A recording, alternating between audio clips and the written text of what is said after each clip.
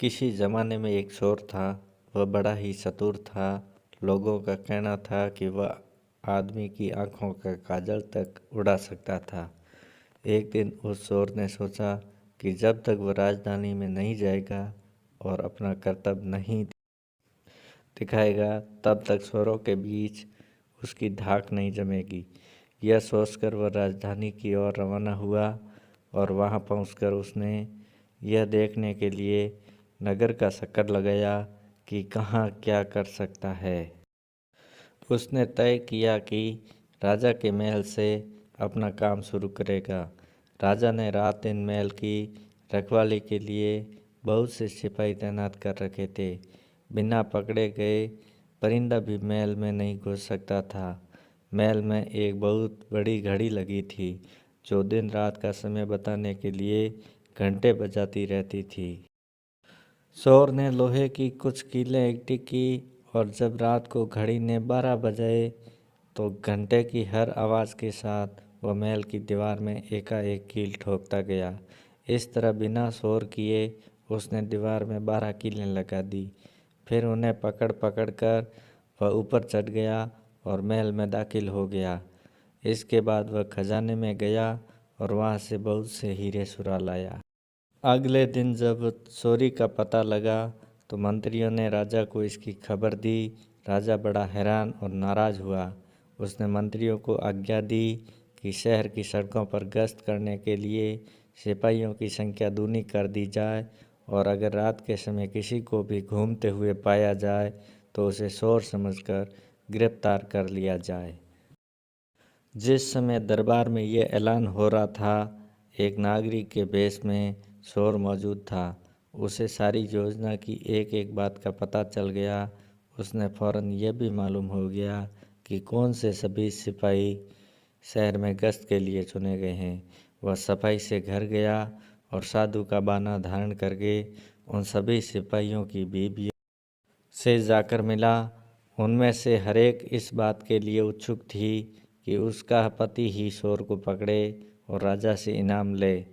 एक एक करके चोर उन सब के पास गया और उनके हाथ देख देख कर बताया कि रात के उसके लिए बड़ी शुभ है। उसके पति की पोशाक में चोर उसके घर आएगा, लेकिन देखो चोर की अपने घर के अंदर मत आने देना, नहीं तो वह तुम्हें दबा लेगा। घर के सारे दरवाजे बंद कर लेना और भले ही वह पति की आवाज़ में बोलता सुनाई दे, उसके ऊपर जलता कोयला फेंकना। इसका नतीजा यह होगा कि चोर पकड़ में आ जाएगा।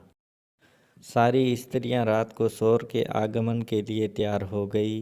अपने पतियों को उन्होंने इसकी जानकारी नहीं दी। इस बीच पति अपनी गश्त पर चले गए और सवेरे 4 बजे तक पहरा देते रहे। हालांकि अभी अंधेरा था, लेकिन उन्हें उस समय तक इधर उधर कोई भी दिखाई नहीं दिया। तो उन्होंने सोचा कि उस रात को चोर नहीं आएगा। यह सोचकर उन्होंने अपने घर चले जाने का फैसला किया। ज्यों ही वे घर पहुँचे, स्त्रियों को संदेह हुआ और उन्होंने चोर की बताई कार्रवाई शुरू कर दी। फल वह हुआ कि सिपाही जल गए। बड़ी मुश्किल से अपने स्त्रियों को विश्वास दिला पाए कि वे ही उनके असली पति है और उनके लिए दरवाज़ा खोल दिया जाए। सारे पतियों के जल जाने के कारण उन्हें अस्पताल ले जाया गया। दूसरे दिन राजा दरबार में आया तो उसे सारा हाल सुनाया गया। सुनकर राजा बहुत चिंतित हुआ और उसने कोतवाल को आदेश दिया कि वह स्वयं जाकर चोर पकड़े। उस रात कोतवाल ने तैयार होकर शहर का पहरा देना शुरू किया। जब वह एक गली में जा रहा था, चोर ने जवाब दिया, मैं चोर हूँ। कोतवाल समझा कि लड़की उसके साथ मजाक कर रही है। उसने कहा, मजाक छोड़ो और अगर तुम चोर हो तो मेरे साथ आओ, मैं तुम्हें काठ में डाल दूंगा। चोर बोला, ठीक है, इससे मेरा क्या बिगड़ेगा। और वह कोतवाल के साथ काठ डालने की जगह पर पहुंचा। वहां जाकर चोर ने कहा, कोतवाल साहब, इस काठ को आप इस्तेमाल कैसे किया करते हैं, मेहरबानी करके मुझे समझा दीजिए। कोतवाल ने कहा, तुम्हारा क्या भरोसा, मैं तुम्हें बताऊं और तुम भाग जाओ। तो चोर बोला, आपके बिना कहे मैंने अपने को आपके हवाले कर दिया है, मैं भाग क्यों जाऊंगा। कोतवाल उसे यह दिखाने के लिए राजी हो गया कि काट कैसे डाला जाता है। ज्यों ही उसने अपने हाथ पैर उसमें डाले, किशोर ने झट चाबी घुमाकर काट का ताला बंद कर दिया और कोतवाल को राम राम करके चल दिया। जाड़े की रात थी। दिन निकलते निकलते कोतवाल मारे सर्दी के अधमरा हो गया। सवेरे जब सिपाही बाहर आने लगे तो उन्होंने देखा कि कोतवाल कांट में फंसे पड़े हैं। उन्होंने उनको उसमें से निकाला और अस्पताल ले गए। अगले दिन जब दरबार लगा तो राजा को रात का सारा किस्सा सुनाया गया। राजा इतना हैरान हुआ कि उसने उस रात शोर की निगरानी संयम करने का निश्चय किया। शोर उस समय दरबार में मौजूद था और सारी बातों को सुन रहा था।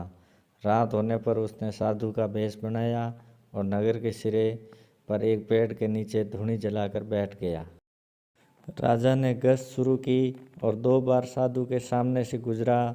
तीसरी बार जब वह उधर आया तो उसने साधु से पूछा कि क्या इधर से किसी अजनबी आदमी को आते जाते उसने देखा है।